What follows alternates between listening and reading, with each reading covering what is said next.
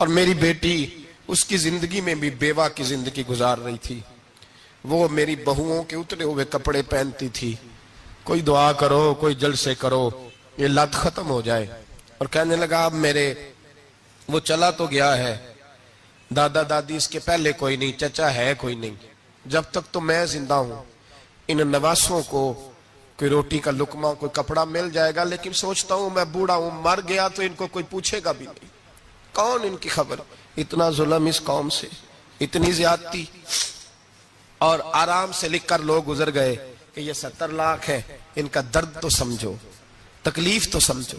7 fit کا سونا جوان اور نشے کا عادی ہے تو کسی نالی میں پڑا ہوا ہے. اور میں نے کہا اس قوم کے ساتھ اس سے بڑا بھیانک مذاق کیا ہوگا. کوئی دانشور تھا بڑا ظالم, اس ظالم سے کوئی مشورہ لینے آیا, اس نے آ کے کہا تو بڑا ظالم ہے, بڑے کڑوے مشورے دیتا ہے, میرا ایک دشمن ہے, میں اس سے بدلہ لینا چاہتا ہوں, میرا دل کرتا ہے اس کا بچہ قتل کر دوں تاکہ وہ تڑپے. تو ظالم نے کہا اسے قتل نہ کر, وہ تو اس کا باپ 2-4 مہینے رو کے چپ کر جائے گا, پھر میں سخت سزا دینا چاہتا ہوں, مشورہ دے.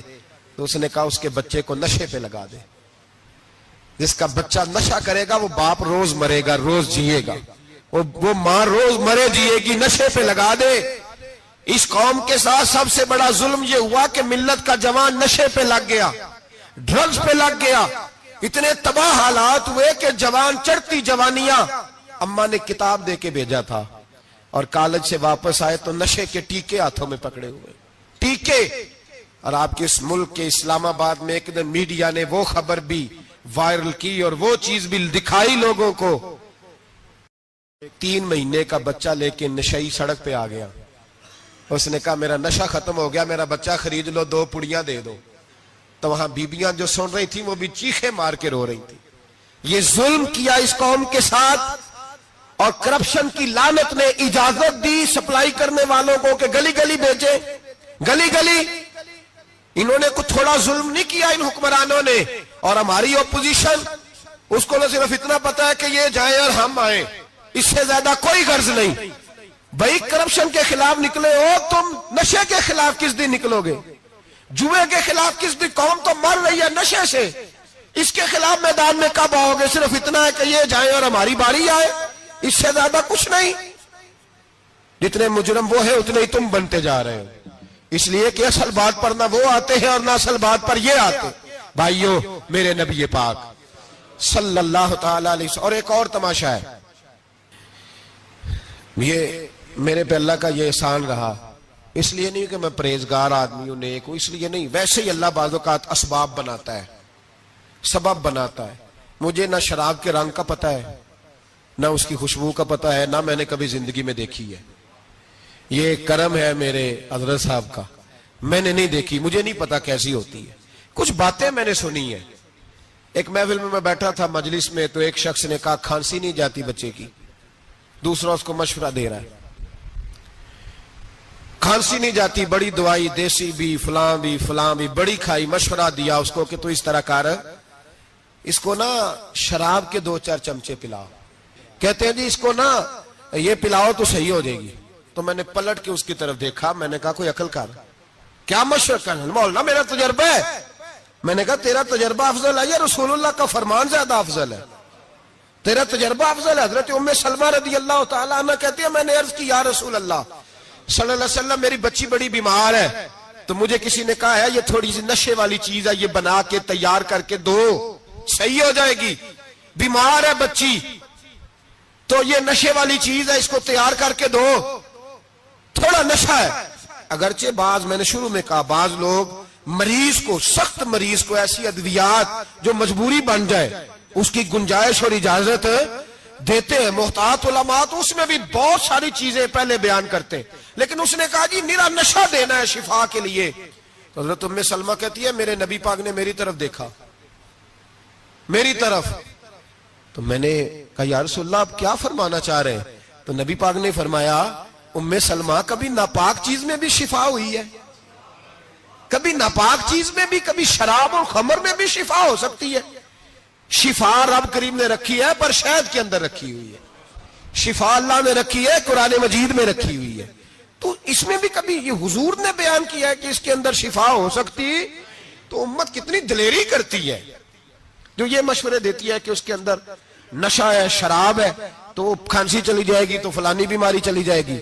نہ آؤ ان چیزوں پہ، نہ اپنے ایمان کو خرابی دو، اور نہ ایسی باتیں کرو جس سے کہ ڈائریکٹ رسول اللہ صلی اللہ علیہ وسلم کے واضح ارشادات کی مخالفت ہو۔ میرے نبی پاک صلی اللہ علیہ وسلم نے فرمایا، اور پھر کچھ لوگ کہتے ہیں تھوڑی پی ہے جی۔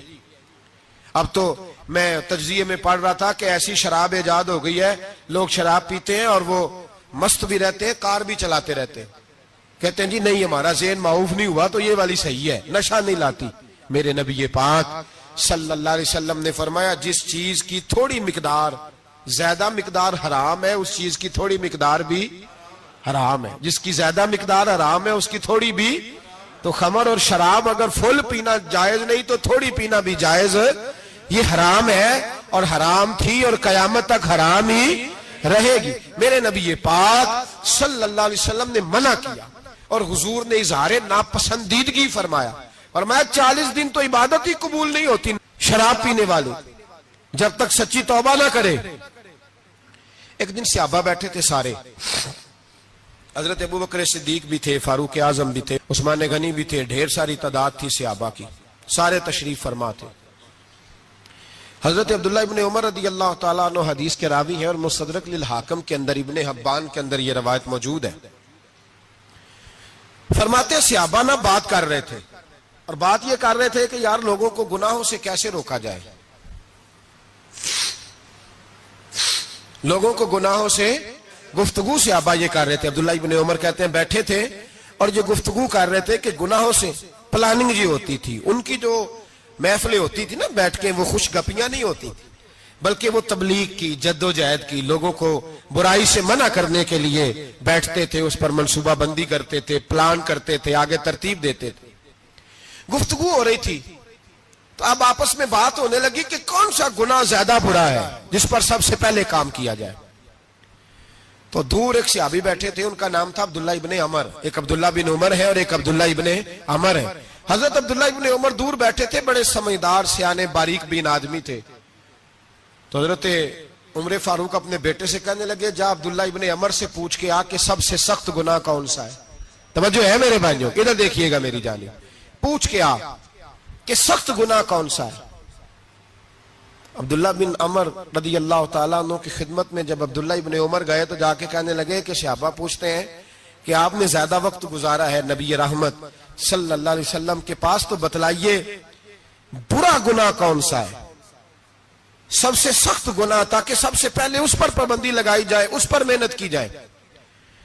تو حضرت عبداللہ ابن عمر کہنے لگے صحابہ کو جا کے بتا دو کہ سب سے برا گناہ شراب پینا ہے، سب سے برا گناہ، اور یہ ام الخبائث ہے، برائیوں کی جڑ ہے، گناہوں کی ماں ہے، یہ بنیاد ہے، باقی گناہ اسی سے شروع ہوتے ہیں۔ کہتے ہیں میں نے آ کے بتایا تو حضرت ابوبکر صدیق رضی اللہ تعالیٰ عنہ اور سیدنا فاروق اعظم کہنے لگے خود جاتے ہیں، ان کے پاس خود جاتے ہیں، چونکہ ہم نے بات سننی ہے ہم خود جاتے ہیں، اور ان سے جا کر کے سوال کرتے ہیں کہ اگر آپ کو اس تفصیل کا پتہ ہے نا تو اس کے پیچھے بھی کوئی تفصیل ہوگی جو میرے نبی پاک نے بیان کی ہوگی صلی اللہ تعالی علیہ وسلم، اس تفصیل کا بھی آپ کو پتہ ہوگا جو نبی پاک نے بیان کی ہوگی، اس بات کے پیچھے جو بیک گراؤنڈ ہے، جو پس منظر ہے۔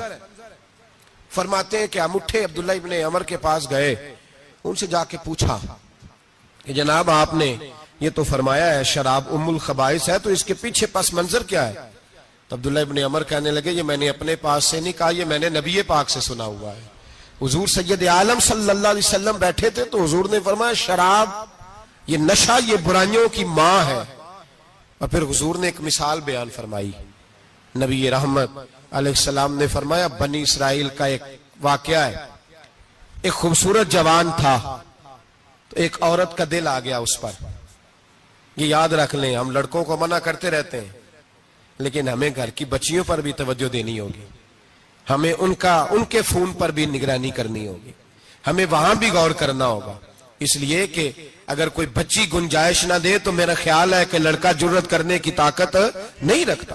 تو وہاں بھی ان کی اماں سے کہے کہ پابندی لگائے، بچی کسی کا موبائل لے کر کے کہیں اس کو استعمال تو نہیں کر رہی، اس پودے پر بھی توجہ دے، درخت بننے سے پہلے اس کی بھی نگرانی کریں، یہ بھی بڑا ضروری کام ہے۔ عورت کا دل آ گیا تو نبی پاک علیہ الصلوۃ والسلام فرماتے اس نے کوئی بہانہ لگایا، کسی کو کہا کہ اس نوجوان کو بلا کے لاؤ، اس کو کہو کہ ہم نے کوئی گواہی لینی ہے تجھ سے۔ وہ نوجوان آیا، ایک کمرے میں داخل ہوا تو اگلے کمرے میں لے گئے، وہاں داخل ہوا تو اس سے اگلے کمرے میں لے گئی، وہ داخل ہوا تو اسی طرح 7 مکفل کمروں میں لے گئی۔ میرے کریم رسول میرے محبوب پاک علیہ السلام فرماتے ہیں، صحابہ کو سمجھا رہے ہیں میٹھے لب و لہجے میں، فرماتے ہیں جب سب سے پچھلے کمرے میں لے گئی تو ایک لڑکا بندھا ہوا تھا وہاں رسیوں سے، شراب کا پیالہ پڑا ہوا تھا، اور بی بی کہنے لگی کوئی گواہی شواہی نہیں لینی، تجھے اس لیے بلایا ہے کہ تیرے اوپر دل آ گیا ہے، اب میرے ساتھ منہ کالا کر۔ تو وہ جوان کہنے لگا نہیں، میں نے اپنے نفس کو پاک رکھا ہوا ہے، میری نظر بھی پاک ہے، دل بھی پاک ہے، اور اس کی برکت یہ ہے کہ رب نے میری روح کو بھی پاک رکھا ہوا ہے، تو میں یہ حرکت نہیں کر سکتا۔ پاک لوگ پلید کاموں کی جانب توجہ نہیں کرتے، میں یہ حرکت نہیں کر سکتا۔ اقبال نے اپنے بیٹے کو دعا دی تھی، اس نے کہا تھا حیا باقی نہیں ہے زمانے کی آنکھ میں، خدا کرے کہ رہے تیری جوانی بے داغ، خدا کرے کہ رہے تیری جوانی بے داغ۔ کہا میرے ساتھ منہ کالا کر، اس نے کہا میں نہیں کرتا۔ کہنے لگی چل پھر اس کو قتل کر، اس کو میں نے باندھا ہوا۔ اس نے کہا میں قتل کیوں کروں، میری کیا دشمنی ہے؟ کہا پھر شراب پیو، کہا میں شراب بھی نہیں پیتا۔ تو وہ کہنے لگی اب تو میں نے تجھے اپنے چنگل میں پھانس لیا ہے، اب تو یہاں سے بچ کے جا نہیں سکتا، اور اگر تو باہر جائے گا تو میں شور کروں گی، لوگ جمع کروں گی، اس نے میری عزت آبرو پہ ہاتھ ڈالا ہے، تو بچ تو نہیں سکتا، ایک کام تو کرنا پڑے گا۔ محبوب فرماتے ہیں اس نوجوان نے سوچا کہ زنا بھی بہت بڑا جرم ہے، قتل بھی بہت بڑا گناہ ہے، چلو اب مجبوری ہے تو شراب پی لیتا ہوں۔ لیکن وہ سمجھا نہ کہ شراب تو بنیاد ہے، اس نے ایک پیالہ جو پیا کہنے لگا ایک اور دے دو، دوسرا پیا تو کہنے لگا ایک اور دے دو، اب 3 پیالے 3 بوتلیں شراب جو پی چکا تو خماری چڑھ گئی۔ اب اس عورت کے قریب جانے لگا کہ میں تیرے ساتھ زنا کروں گا، اس نے کہا جب تک میں قریب نہیں آنے دوں گی جب تک تو اسے قتل نہ کرے۔ اس نے اسے قتل بھی کیا، زنا بھی کیا۔ تو محبوب فرمانے لگے یہ قتل اور زنا جو ہوا ہے تو یہ شراب کی وجہ سے ہوا ہے، گویا شراب وہ جرم ہے جو قتل بھی کرائے گی، جو زنا بھی کرائے گی۔ اور اگر آپ نشئی کو دیکھیں، اگر آپ شرابی کو دیکھیں تو کیا وہ ڈکیتیاں نہیں کرتا پھرتا، وہ چوریاں نہیں کرتا، وہ اپنی ہی ماں کا زیور نہیں بیچ آتا، وہ اپنی ہی بہن کا پڑا ہوا جہیز نہیں بیچ آتا، وہ اپنے ہی گھر میں ڈاکے نہیں ڈالتا، وہ اللہ کے گھر مسجد میں آ کر کے چوری نہیں کرتا، وہ صرف اس لیے کرتا ہے کہ یہ نشہ، یہ شراب، یہ ماں ہے گناہوں کی، یہ جڑ ہے۔ ملت کے لوگوں یاد رکھو، اس امت، اس پاکستان کے ساتھ جہاں بہت سارے ظلم ہوئے، وہاں بڑا ظلم یہ ہے کہ بہت بڑا طبقہ جوانوں کا نشے کا عادی ہے، وہ نشہ انہیں عشق مجازی اور عورتوں کے عشق کی جانب لا رہا ہے، وہ نشہ چوریاں کرا رہا ہے، قتل کرا رہا ہے، ڈکیتیاں کرا رہا ہے۔ بہت بڑے ظالموں نے بہت بڑے ہاؤس بنائے ہوئے ہیں جن کے اندر شراب فراہم کی جاتی ہے، نشہ دیا جاتا ہے۔ میں نے تو ایسے ایسے لفظ سنے کہ الیکشن کے دنوں میں ووٹ لینے کی خاطر سیاستدان انہیں نشہ فراہم کرتے ہیں، انہیں باندھ کے رکھتے ہیں، روز تمہیں پڑیا ملے گی، ووٹ ہمیں ڈالنا۔ اتنا ظلم، اتنی زیادتی، اتنا جبر، ایک انسان کے ساتھ کھیلنا۔ لوٹ آؤ، پکڑو ان کا دامن، اپنے گھروں کو بچاؤ، اپنے دوستوں کو بچاؤ۔ جاگو جاگو امت کے لوگوں، جاگو، میرے نبی پاک صلی اللہ علیہ وسلم کے کلمہ گو لوگوں کو بچاؤ۔ ان پر اگر سختی کرنی پڑتی ہے تو کرو، پیار کرنا پڑتا ہے تو کرو، محنت کرو، جدوجہد کرو۔